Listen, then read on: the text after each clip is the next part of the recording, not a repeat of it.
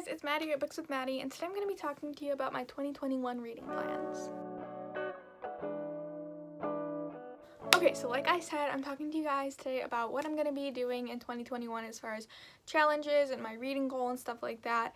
So yeah, let's just get right into it. So starting with my Goodreads reading goal, my reading goal for this year is going to be 100 books. So I believe last year it was 65, in 2020 it was 65, and then in 2019 it was 30, and I was able to surpass that this year. I ended up reading 110-ish. I'm filming this on the 31st, so I'm not sure how many I'm gonna be able to finish by tonight, but yeah, so around 110, hopefully a couple more, but I'm not quite sure. So yeah, I'm setting it for 100 this year, and hopefully I will be able to surpass that again. I'm hoping that'll like be a good milestone to try to reach. Hopefully I'll be able to read a couple more books than I read this year. I did like start off the year a little bit slow in 2020, so I'm hoping to change that a little bit this year. In addition, I'm only going to be participating in one challenge this year, and that is the Pop Sugar Reading Challenge. And I started doing that last year, but I only found out about it like halfway through the year, so it was really stressful at the end of the year, or it is really stressful right now,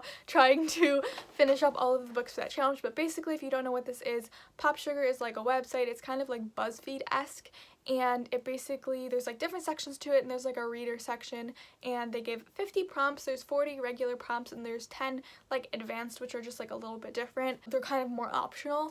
If you just like to do like the 40 more simpler ones, they're like a little bit more straightforward. Yeah, so I'm gonna be doing that challenge. It's really fun. I'll read some of the prompts for you now, but yeah, I'm hoping that it'll be easier for me to do this year rather than starting it halfway through the year and then kind of struggling at the end. But some of the like regular prompts are things like a book that's published in 2021, an Afrofuturist book, a book that has a heart, diamond, club, or spade on the cover, things like that. The prompts are also really diverse, so they have things like Afrofuturist book, like I said.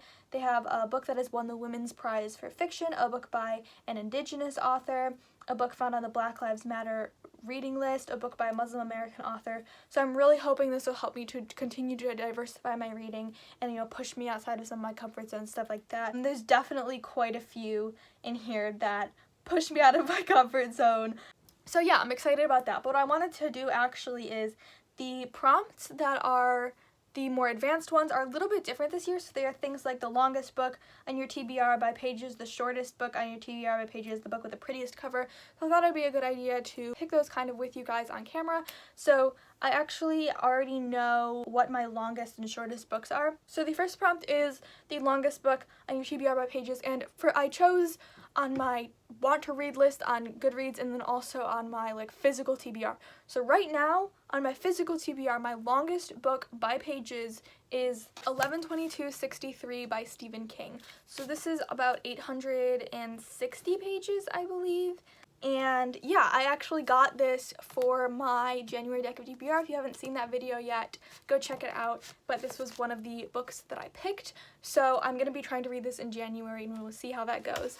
But if you are looking at my just whole like TBR list in general, the longest book on it is It by Stephen King. So both Stephen King books, but I don't actually own it, so I will probably be reading 11/22/63. And then for the shortest book on my TBR, it is on my physical TBR, The Ocean at the End of the Lane by Neil Gaiman. It is 170-ish, 178 pages, which is longer than I want it to be for the shortest book on my TBR. If I get a shorter book like throughout the year in the meantime, I'm definitely gonna shift that because, you know, I would prefer it to be shorter. The shortest book on my like Goodreads want to read TBR is a book called Teaching My Mother How to Give Birth, which I believe is a poetry collection, and I can't remember the author's name. But next is the book on my TBR with the prettiest cover. At this point, I'm just going based off of, well, obviously personal opinion, but also just like the books that I own. I'm not looking at my TBR as like a whole, because if I don't have to purchase books, I'm not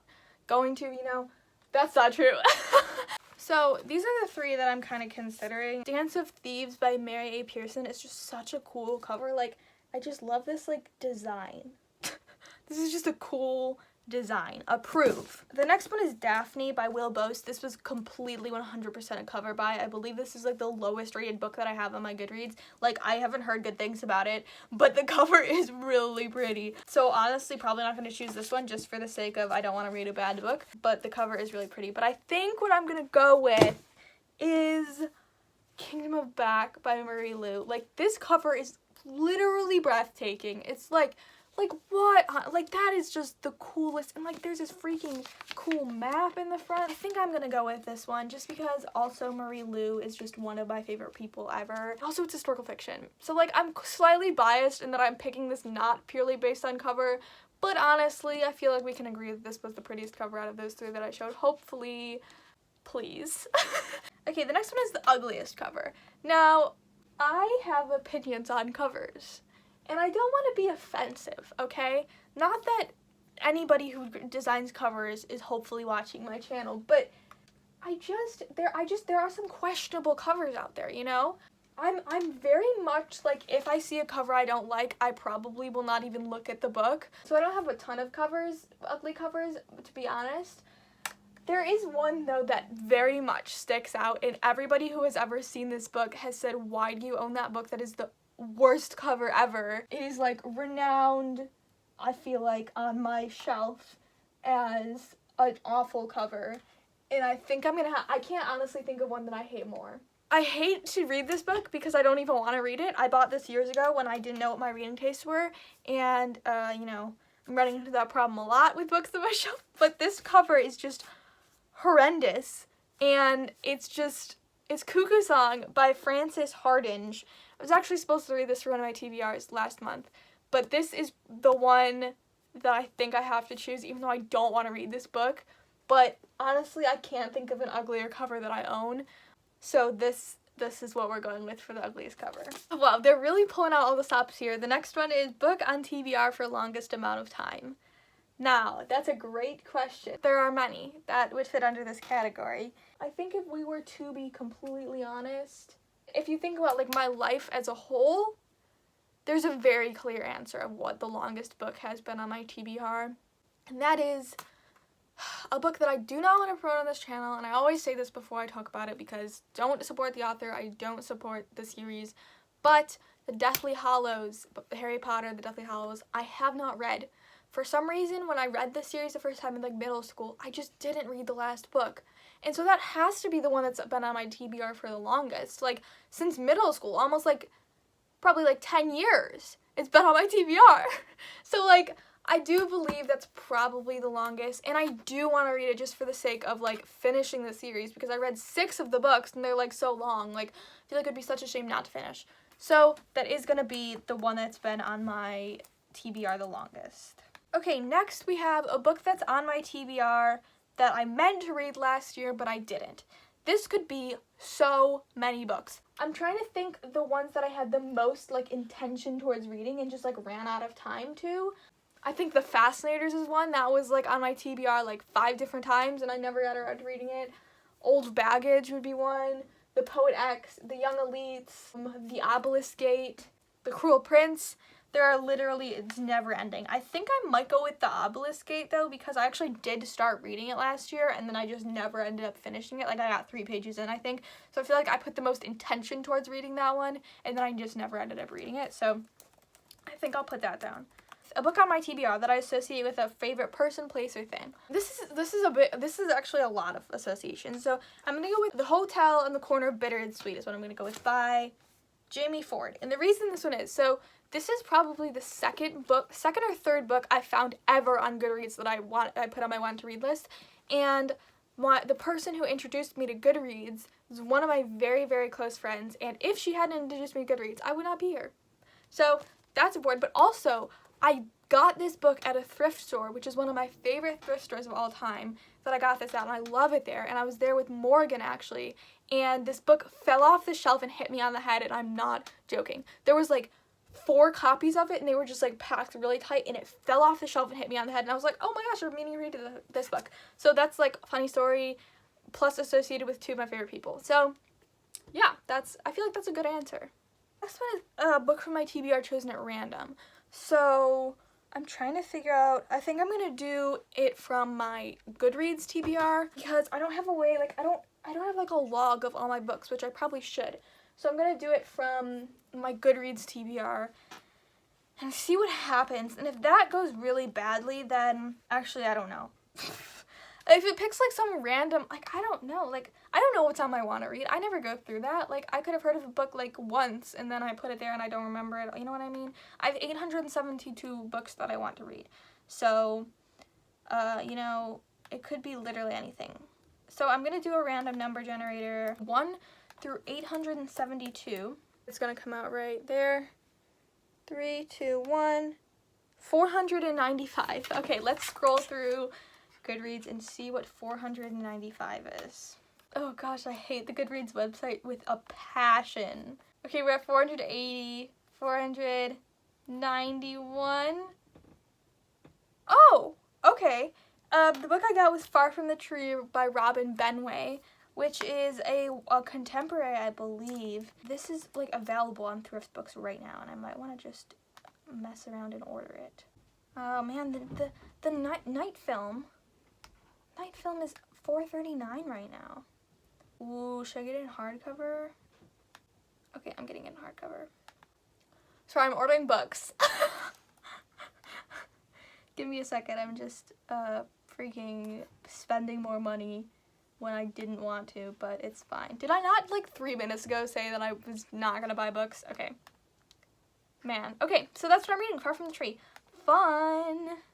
Okay, there are 2 more, which the first one is a DNF from my TBR list. I believe I've only ever DNF'd 1 book, and it wasn't even like I'm not gonna read this book again. I was just like, I need a break from this book and I'm gonna come back to it.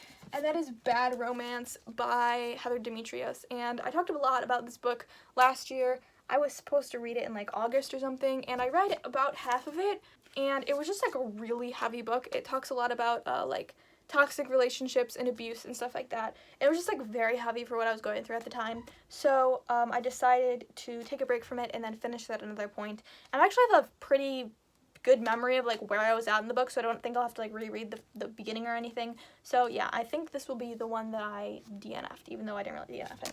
And the last one is a book you got free on your TBR. So this means a gift. I don't know how else you get free books. Maybe, oh, I could do like an arc. Okay. I think I'm going to put in Kingdom of the Wicked, which is a book I got for Christmas and one I am reading in January. So that is our January book club pick. So I'm going to put that in so that I can check that off, but I might have to rearrange at some points because Kingdom of the Wicked might go into another category and I'm not sure. But yeah, I think that's my that is my little TBR for the Pop Sugar Challenge. I thought that would be fun to like do on camera. But yeah, I don't know a ton of people who do the Pop Sugar Challenge, so let me know if you do, and if you like check it out and decide to do it. It's really fun, and I know like a lot of people are like mood readers, so they don't like doing that, but I really think it helps me like read from different genres, read from different authors and stuff like that. It's very helpful, and it's only like you can choose how many prompts you do. Obviously you don't have to do all of them. And also there is a Goodreads group called the Ultimate Pop Sugar Challenge, and it has lists of every single prompt. So like if you can't figure out a book for one of the prompts, you could just ask a question, or you can look in the list and it'll have like books that qualify under the category that you're looking for. So let's say you can't find a book that you want to read that has like, I think there's one that's like has a gem, rock, or stone in the title or something like that, so you can't find one. I think I did that, and then I ended up realizing that I was going to read The Stone Sky this year, and so that's like one that I put in there. So highly recommend you check that out. Maybe I will link the group down below if I can do that. I'm not sure if there's a way to do that, but I will link like some resources to the Pop Sugar Challenge. I'll link the list from Pop Sugar and stuff like that below, and then you can go check that out if you like. But yeah, I think that's it for today. Those are pretty much all of my reading plans for 2021. I'm definitely looking forward to reading some more arcs and reading more books that are like within my reading taste instead of just like picking up random books that people talk about and tell me to read, because I did that a lot last year. Didn't exactly work out. So I'm definitely going to be striving to do that a little bit more this year, and also some really exciting reading vlogs and challenges and secret TBRs and stuff like that I'm really excited about this year. So yeah, I'm very excited for a lot of things that are coming for this channel, as well as for my reading and stuff like that. And again, I really want to thank you all for all of your support last year, everything that you did for me and my channel. And if you'd like to continue to support me and my channel, Please don't forget to subscribe and like this video and leave a comment down below. But other than that, I really hope you enjoyed this video. I hope you have a great day. I hope you have a great week. I hope you have a great life. And I will see you very, very soon. Bye-bye.